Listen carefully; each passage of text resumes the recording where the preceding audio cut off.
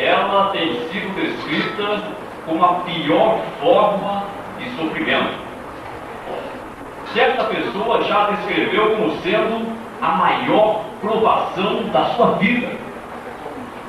Ainda outra disse que combatê-la equivale a travar uma desabalada luta sem trégua cada minuto e cada dia. A Organização Mundial de Saúde já a classificou como sendo o primeiro problema de saúde do mundo. Ela pode ser uma assassina, uma inimiga implacável que pode aleijar de forma temporária ou permanente. Conseguir reconhecê-la muitas vezes pode significar a diferença entre a vida e a morte. Trata-se da depressão mental, um humor inflexível e destrutivo que também provoca sintomas físicos ou somatiza doenças.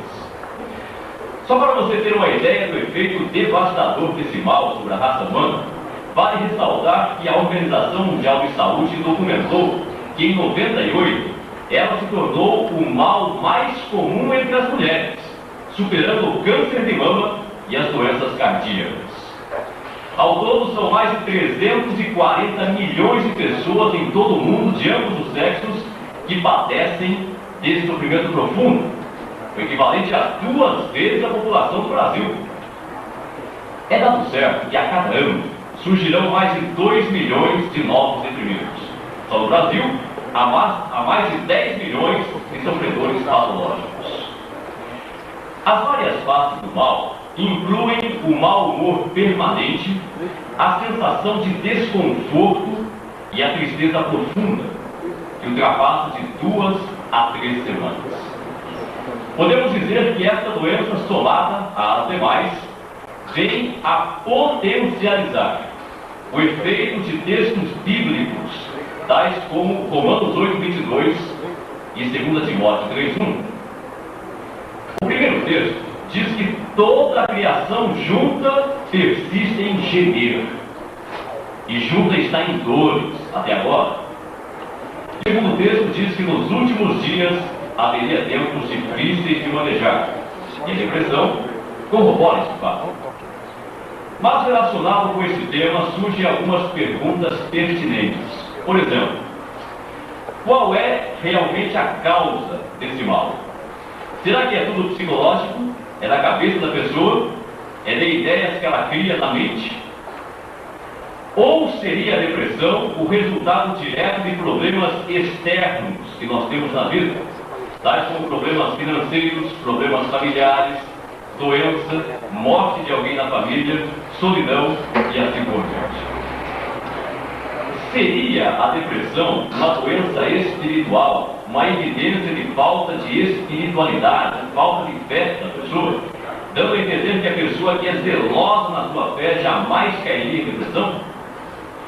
Ou seria ela um problema de personalidade, uma falha de personalidade, subentendendo-se que a pessoa que é dinâmica, ativa, operante na vida, tem sucesso, esta jamais cai em depressão?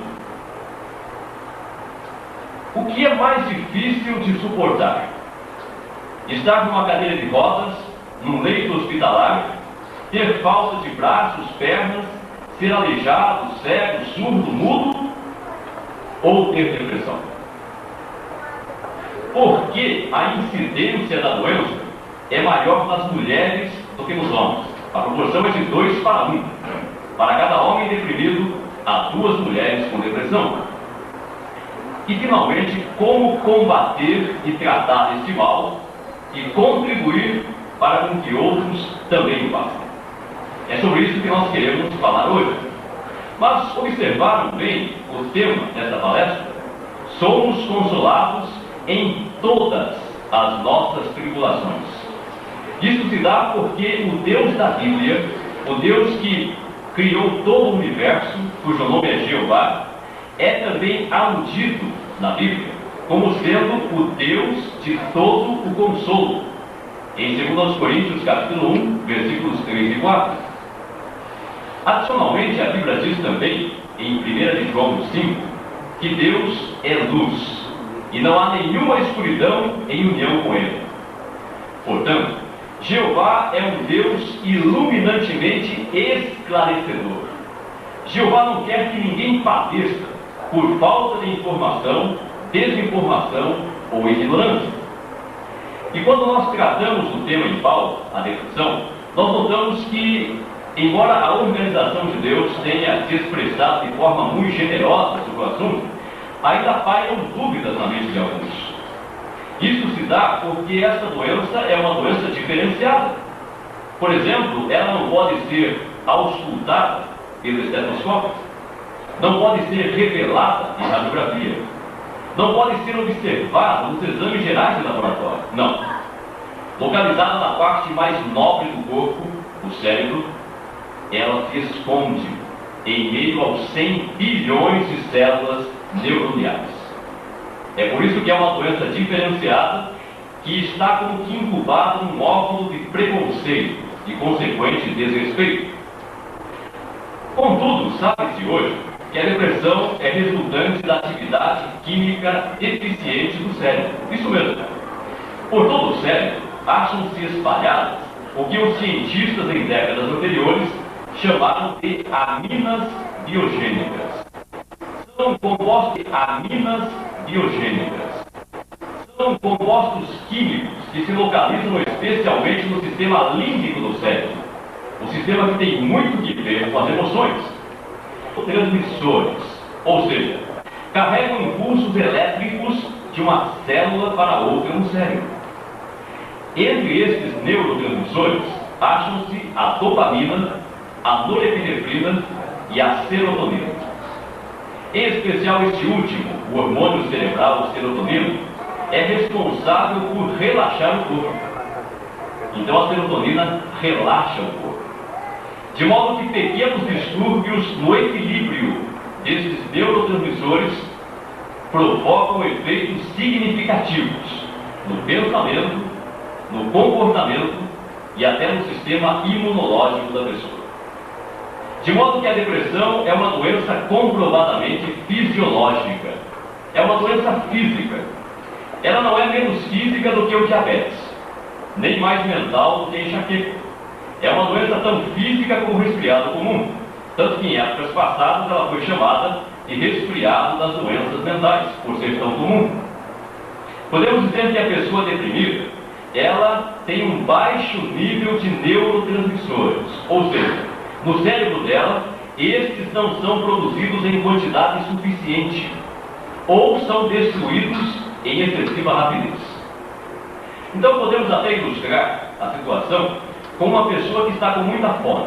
Imagine uma pessoa que está faminta e que, em resultado desta fome, vem a apresentar alguns sintomas físicos, como por exemplo, vertigem, e também sintomas comportamentais, como irritação e nervosismo. Pois bem, diria que tal pessoa está com um problema psicológico, que é tudo invenção da cabeça dela? Ou será que é um problema real? Falta de alimentos?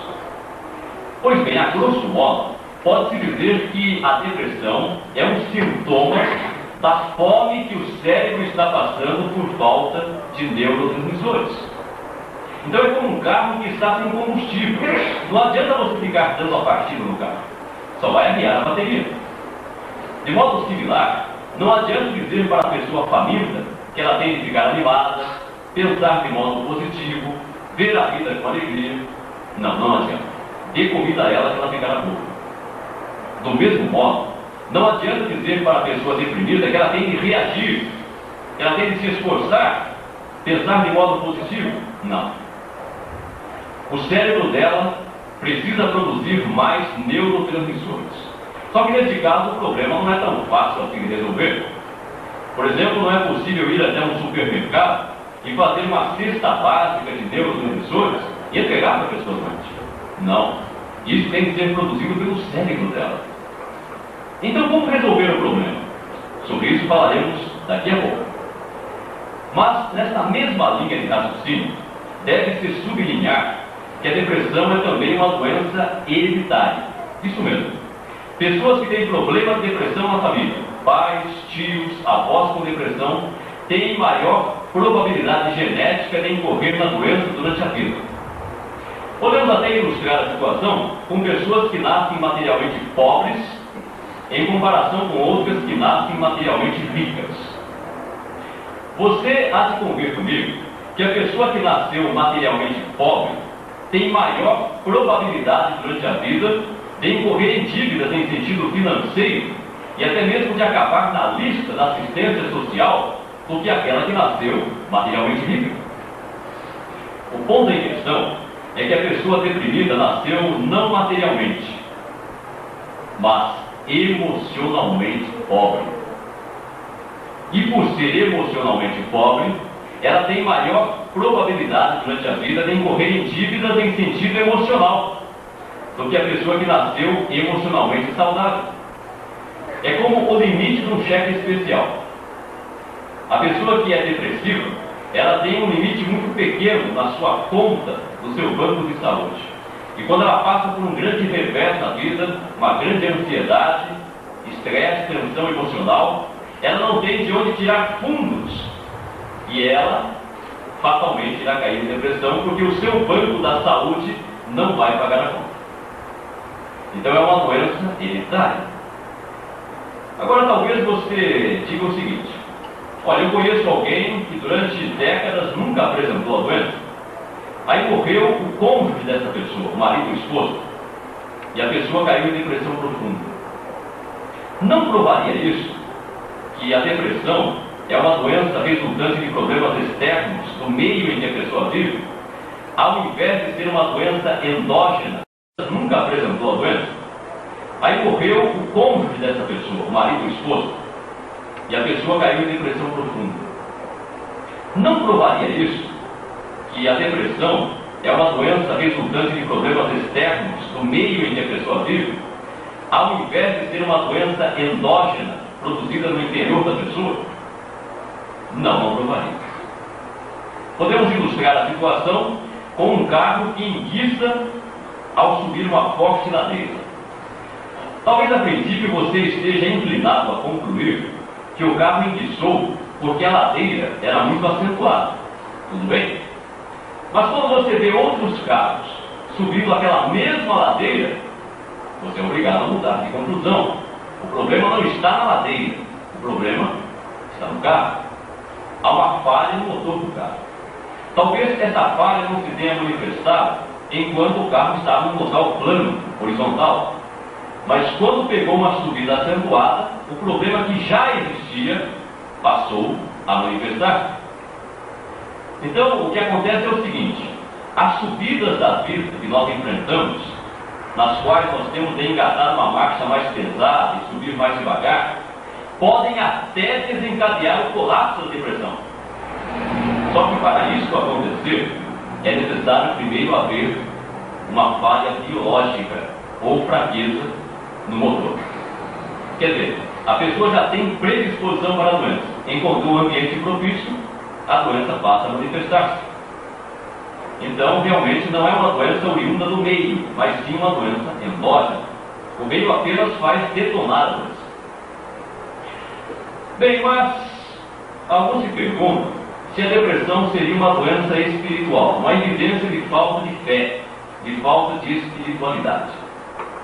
Como já mencionado, embora a organização de Deus tenha se pronunciado bastante sobre o assunto, ainda pairam dúvidas na mente de alguns. Por exemplo, até que ponto é uma doença fisiológica que passa a ser uma doença espiritual? Bem, quando nós falamos em doença espiritual, aí as autoridades já não são mais os médicos. Aí a autoridade é a Bíblia. Então, o que a Bíblia tem a nos dizer sobre isso? Muita coisa.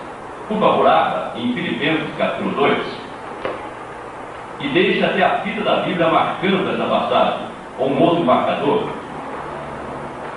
Filipenses capítulo 2,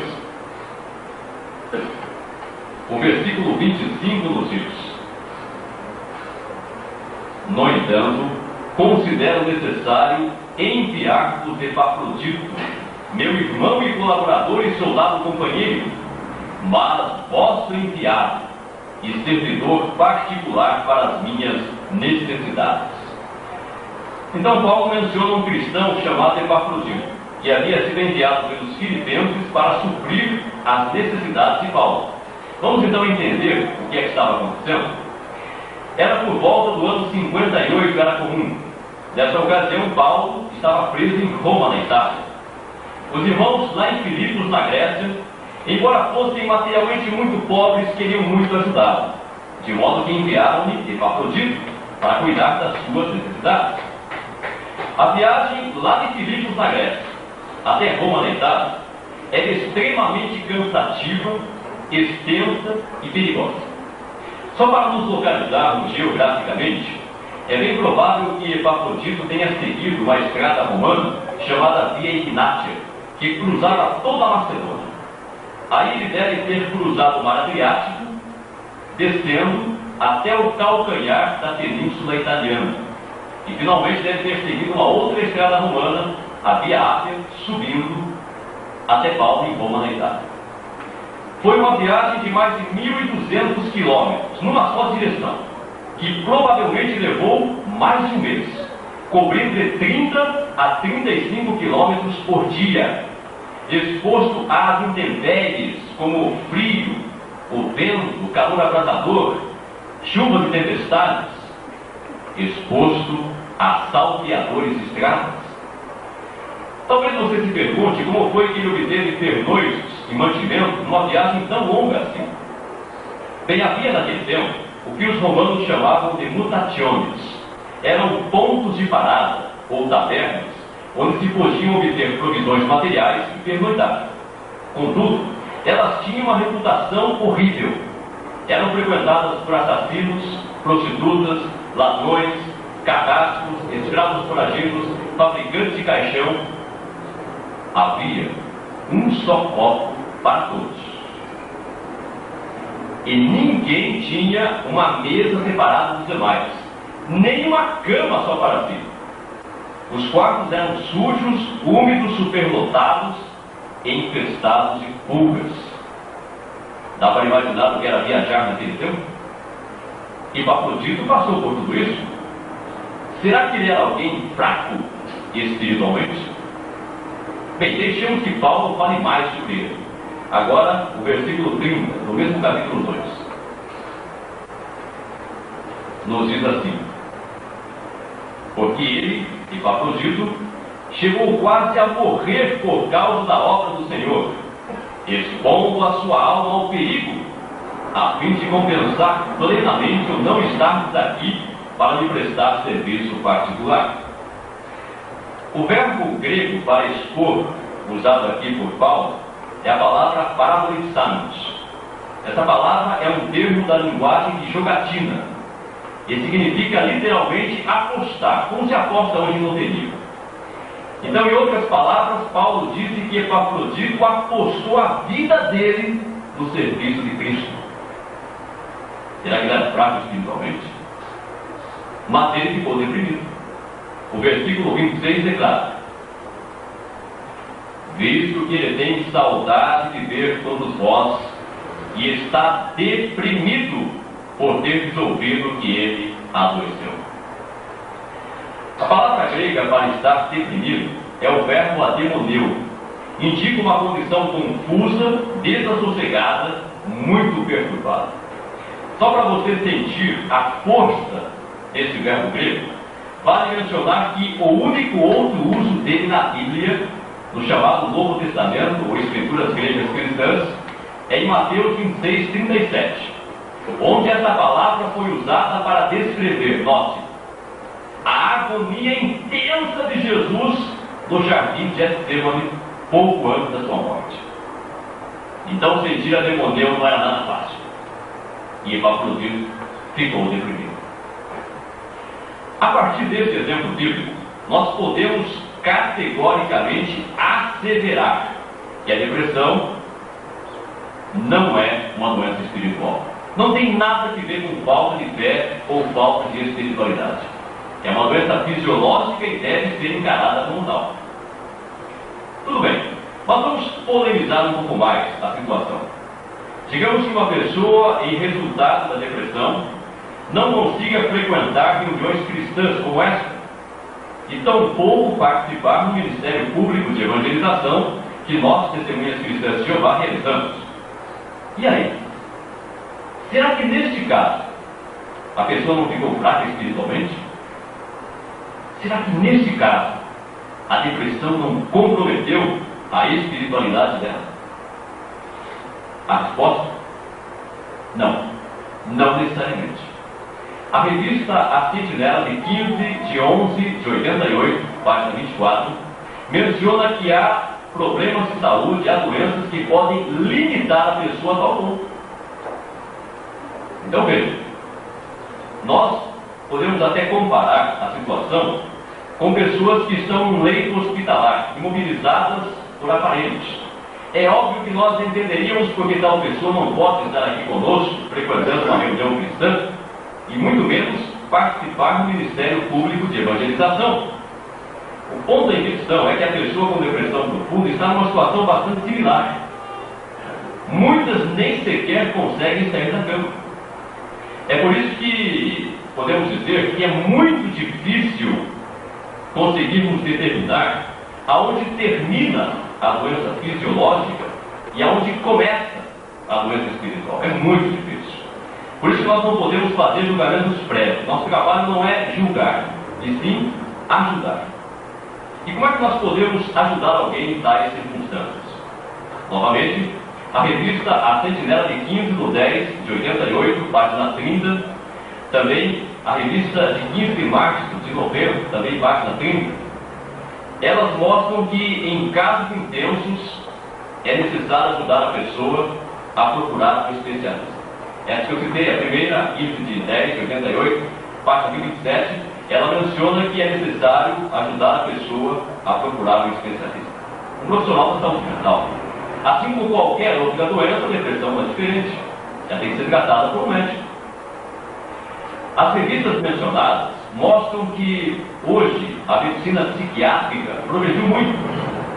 Que muitas drogas psiquiátricas não são nem alucinógenas, quer dizer, não causam alucinações, não são tranquilizantes, ou seja, não dopam a pessoa, e também não são viciadoras, ou seja, não causam dependência. Apenas trabalham em corrigir desequilíbrios químicos do cérebro. E não é nenhuma derrota para o cristão ter que tomar antidepressivos.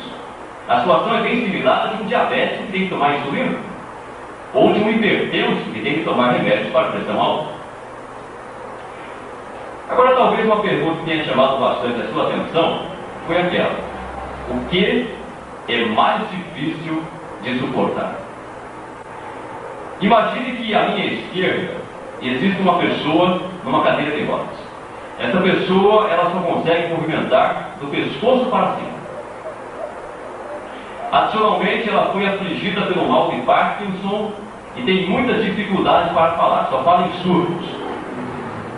Ademais, ela é cega e tem problemas auditivos. Do outro lado, há uma pessoa que não tem nada disso. Você olha para ela, ela fala, ela anda, ela gesticula, só que tem depressão profunda. E agora? O que é mais difícil de suportar nessas duas situações?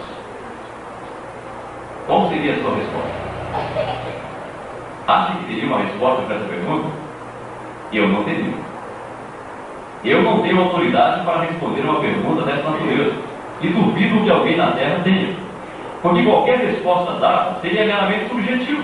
Ou seja, teria que ver com o ponto de vista limitado e com a experiência limitada daquele que responde. Ou seja, a pessoa não está nem imersa ali naquela situação, se está numa ou está noutra. Mas uma vez que a pergunta foi feita, é porque deve ter uma resposta. Caso contrário, não teria sido feita. E há uma resposta. A Bíblia responde essa pergunta. Imersa ali naquela situação, se está numa ou está noutra. Mas uma vez que a pergunta foi feita, é porque deve ter uma resposta. Caso contrário, não teria sido feita. E há uma resposta. A Bíblia responde essa pergunta. Provérbios capítulo 18.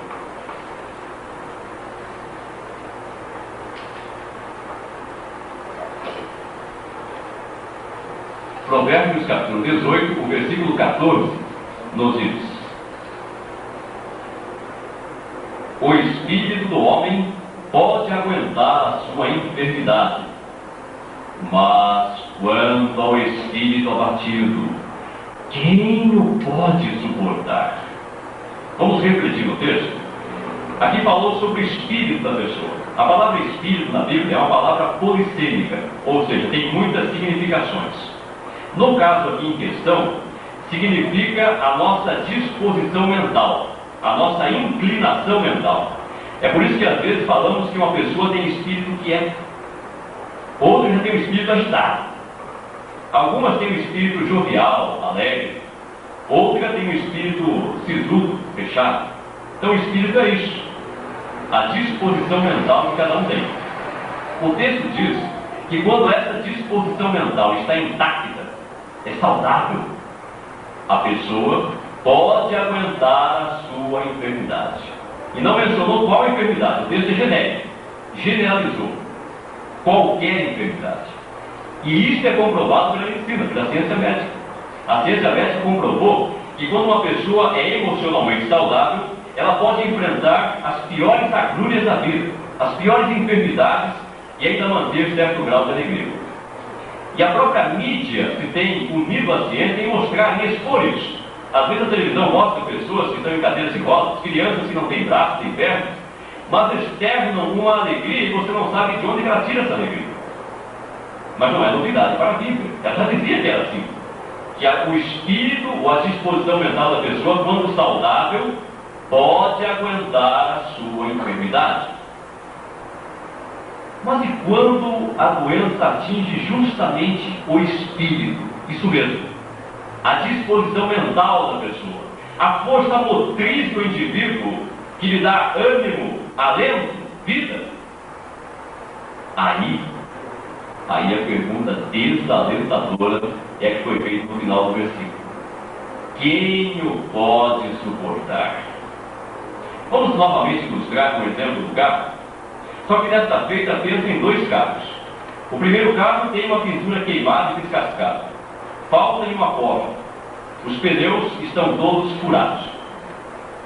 Só que, para sua surpresa, alguém entra no carro, dá partida e o carro pega. E a pessoa ainda sai dirigindo o carro, evidentemente com muitas dificuldades, mas o carro ainda sai, se locomove, fumaceando bastante e queimando bastante óleo. Bem, agora você vê um outro carro. Esse aparentemente é novo. Não tem nenhum defeito observável. Só que nem partida tem. Bom, então há um problema com esse segundo carro. Um problema elétrico. Porque se não tem nem partida, falta uma corrente elétrica para produzir a ignição do motor. Lembre-se de que a depressão é um problema elétrico. São poucos impulsos elétricos no cérebro da pessoa. Então a pessoa que tem depressão profunda pode ser como esse segundo carro. Você olha para ela e parece que não tem nada. Só que como esse segundo carro, ela literalmente, às vezes, nem consegue sair do lugar. Ao passo que a pessoa que não tem depressão profunda pode ser como o primeiro carro.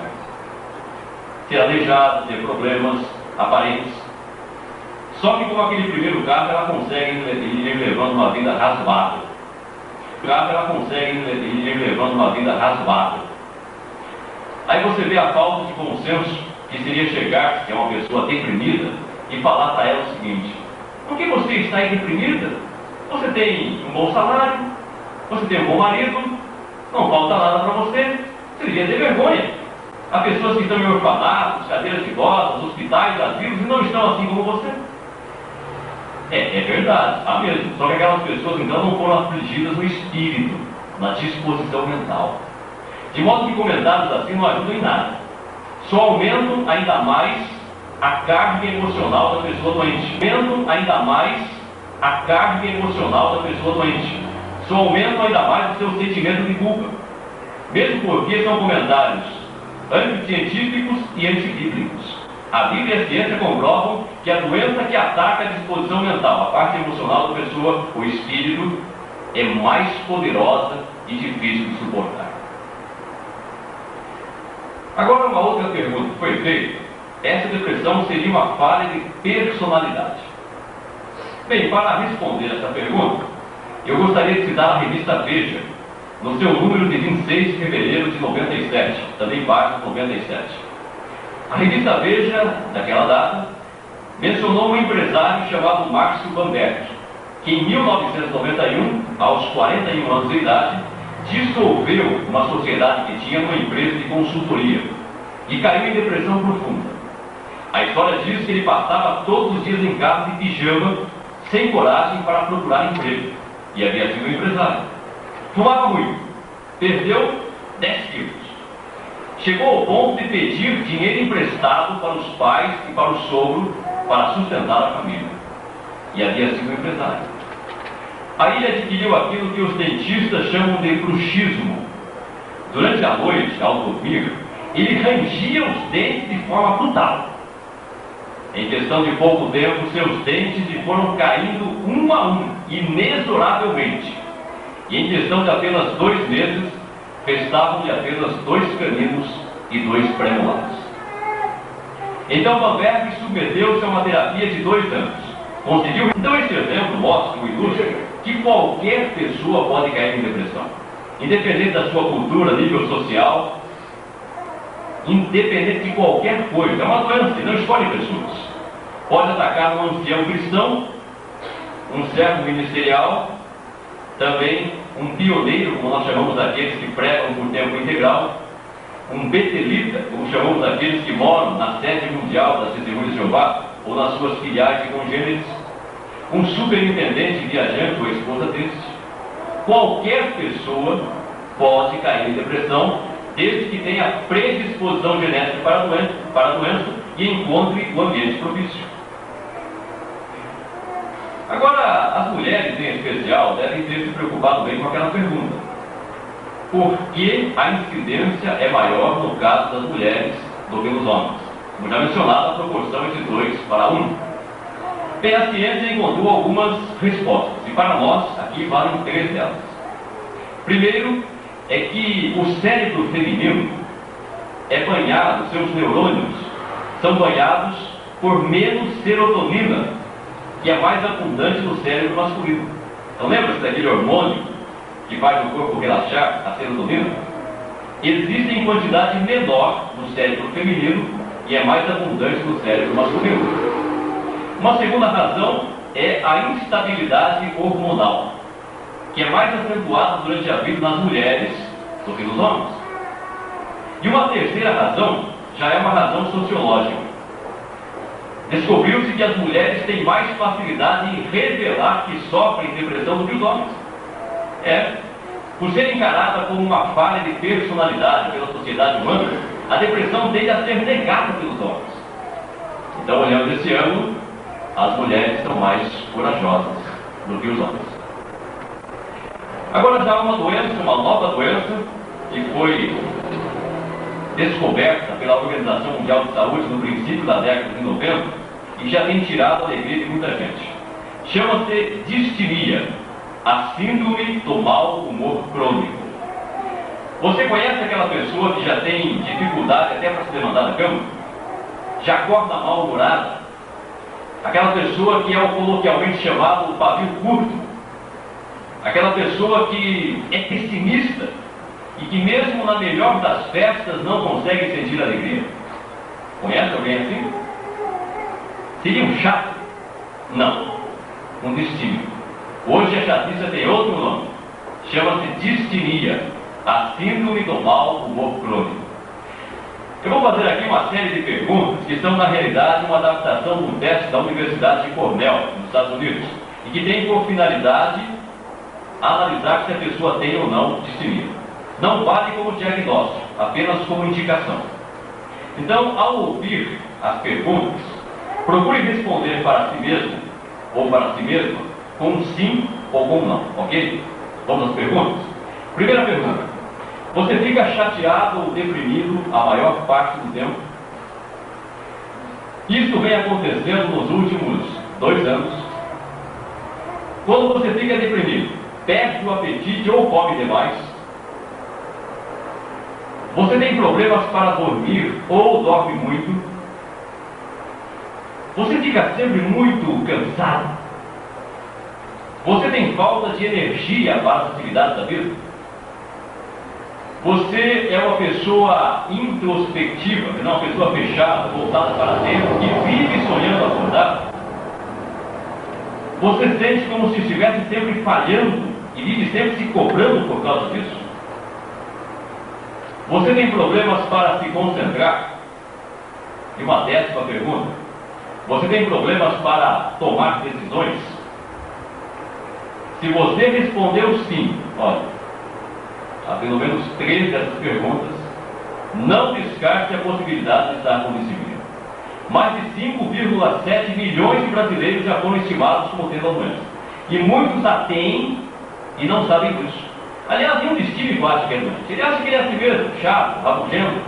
E não é isso. Não é problema de personalidade. É doença e tem tratamento. Bem, já falamos bastante sobre doenças. Vamos falar agora sobre soluções. Sim, sobre a maneira de Jeová de nos dar consolo. É interessante que certa pesquisa médica curiosamente revelou que a maneira em que nós pensamos pode influir na química do nosso cérebro. Isso mesmo. Conforme você pensa, você produz neurotransmissores diferentes. Vamos fazer aqui um teste? Procure mentalizar um cenário bastante bonito, talvez utilizando até aqui essa paisagem. Imagine um cenário lindo, talvez um rio como este, ou uma linda campina, atapetado de grama verde. Sente nessa campina acaricie o macio tapete vegetal estendido. Consegue sentir? À sua frente você vê 2 animaizinhos brincando. São 2 cachorrinhos. Eles são bem gordinhos, engraçadinhos. Um pula por cima do outro, tropeça, cai, se levanta. E logo mais à sua frente, você vê, na linha do horizonte, um majestoso pôr do sol. Ao passo que você sente aquela brisa suave batendo em nós. Consegue imaginar essa cena? Se você conseguiu imaginar isso, colocou-se no cenário, você produziu um neurotransmissor chamado GABA, o ácido gama-aminobutírico. O GABA é responsável por acalmar as células.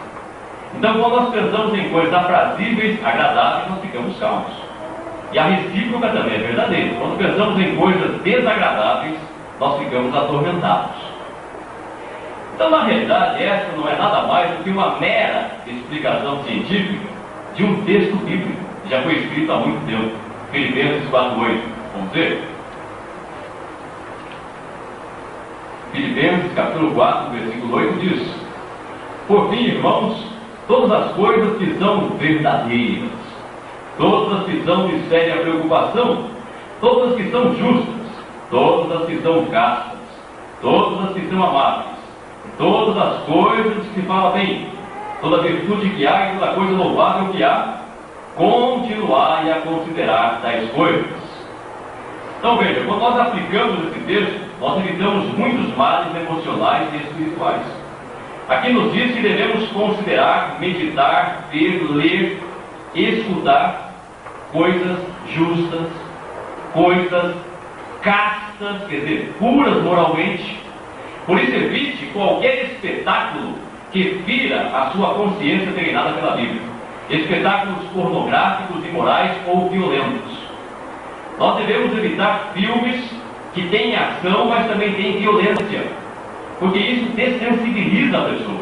Isso prejudica emocional e espiritualmente. Então, a partir desse exemplo, você percebe que nós temos de ajustar padrões de pensamento.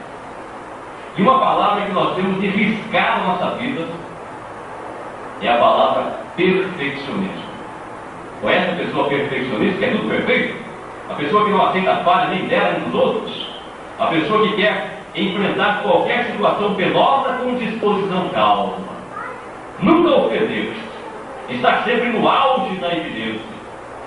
Isso não existe. Isso é ser irrealista.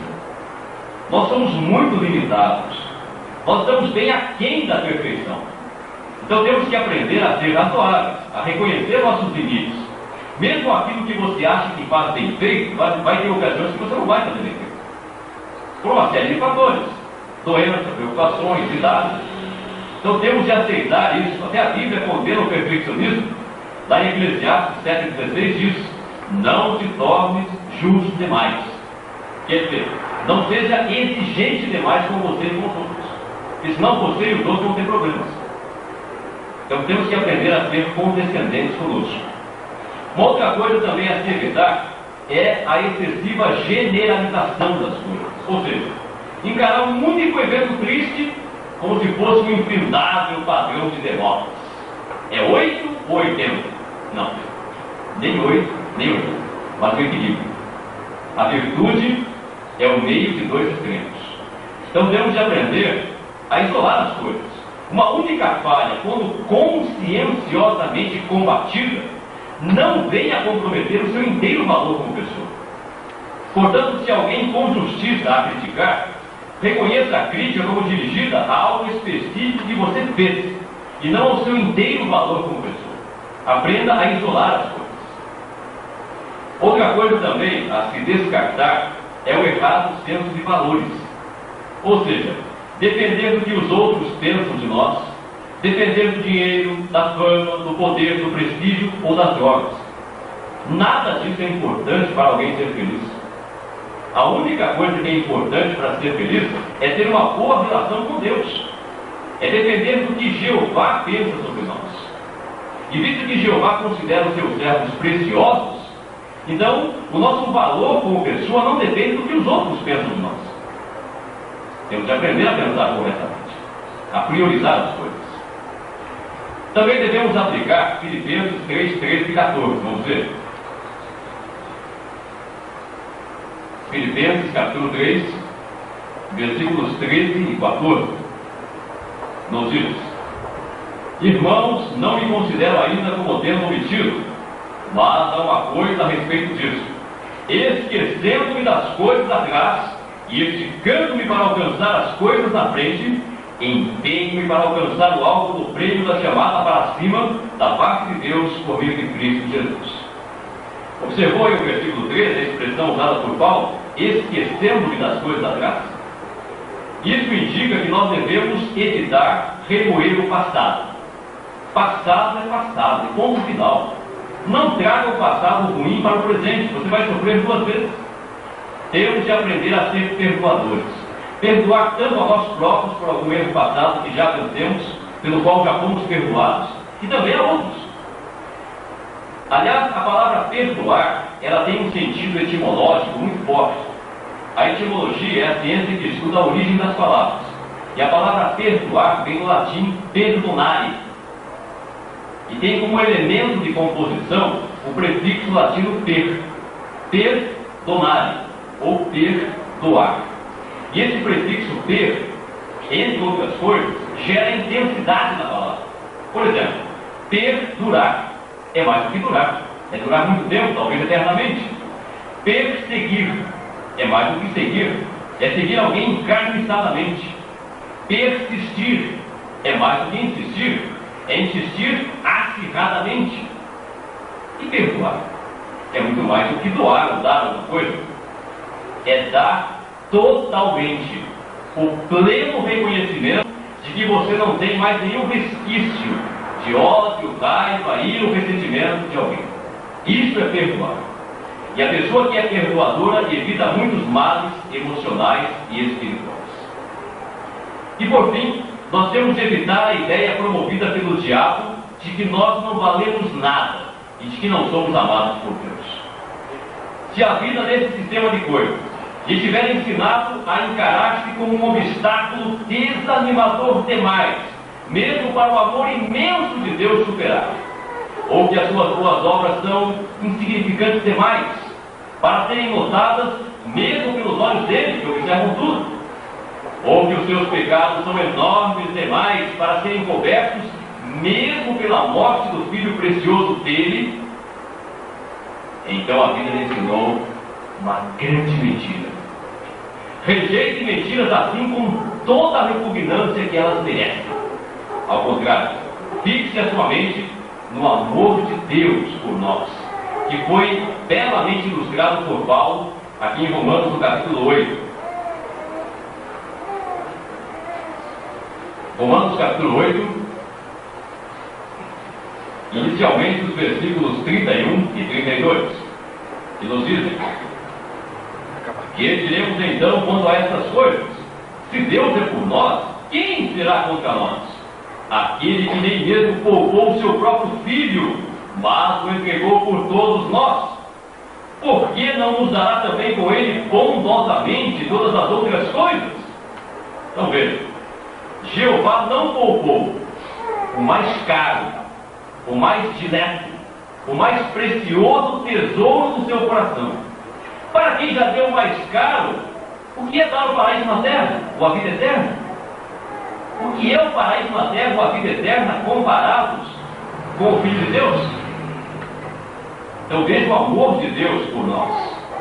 Agora o versículo 35. Quem nos separará do amor do Cristo? Acaso tribulação, aflição, perseguição, fome, nudez, ou perigo, ou espada? 38 e 39. Pois estou convencido de que nem a morte, nem a vida, nem anjos, nem governos, nem coisas presentes, nem coisas por vir, nem poderes, nem altura, nem profundidade, nem qualquer outra criação será capaz de nos separar do amor de Deus, que está em Cristo Jesus, nosso Senhor. Nem a morte pode separar-nos do amor que Deus tem por nós. Aqui não fala do seu amor por Deus, mas fala do amor de Deus por você. Porque o nosso amor por Deus acaba aqui na morte. Que Eclesiastes 9, 5 e 6 diz que na morte não tem amor, não tem inveja, não tem ciúme, a pessoa está dormindo. Mas o amor de Deus pela pessoa nem a morte destrói. Porque como diz João 14,15, no tempo devido de Deus, ele terá saudade do trabalho das suas mãos e irá ressuscitar a pessoa de volta à vida. Que Deus maravilhoso é Jeová. Portanto, quando passar por dificuldades, tribulações ou provações, tenha sempre presente que Jeová o ama pessoalmente. Ele conhece as suas limitações e não permitirá algo além daquilo que você pode aguentar. Também encare os problemas da vida como um refinador da fé. E por fim, que todos nós possamos ficar imbuídos com o mesmo espírito que foi manifestado pelo salmista naquele salmo que foi o texto temático do cântico que nós cantamos hoje, o Salmo 55, 22, e que declara: lança o teu fardo sobre o próprio Jeová, e ele mesmo te susterá. Nunca permitirá que o justo seja abalado.